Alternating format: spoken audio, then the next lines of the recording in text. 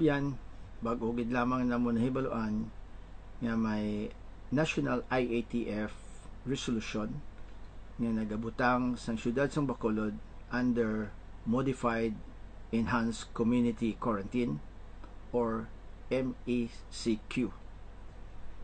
Ini ging paabot ko nga sa Miyerkules sa pagbisita sang aton mga top officials halin sa IATF. Amon ini pagatalakayon kay as late as 8:30 sa subong nga gabi pod pa ako kay Vice Mayor Elcid Familiaran kag sa aton mga konseyalis kay naga-assess kami kay naga-evaluate kami kung ano nga posisyon ang amon ipresentar sa meeting nga palabuton sa September 9. However, tungod na pagwa na ni ang resolution sang IATF, the only thing to do now is to implement it because that is the mandate of IATF nga tanan nga LGU sa bilog ng Pilipinas must take instructions from them. So, kung sa bagay, ining MECQ ang tinutuyo para man ini sa aton kaayuhan.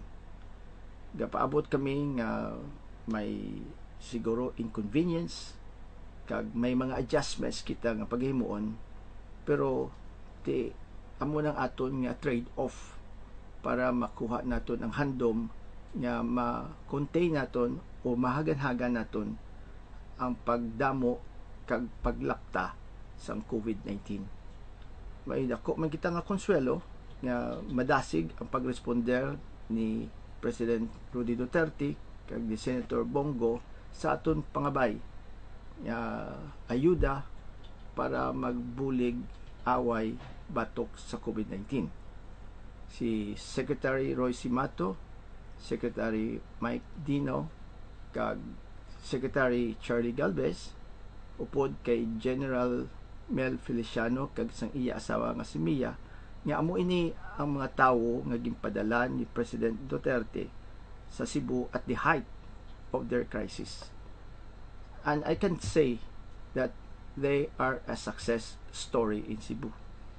Sang una, sa crisis ng Cebu, naglabot sila as much as mga 350 cases a day, pero subong nagpanubo na to as much as only single digit nga cases nila dito subong.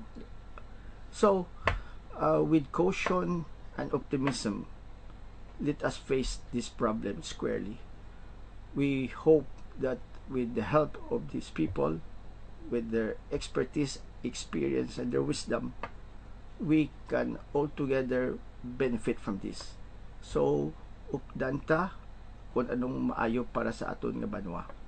Tinguaon ta magsunod kita sa mga reglamento kay amo ini ang makabulig sa aton away sa COVID-19.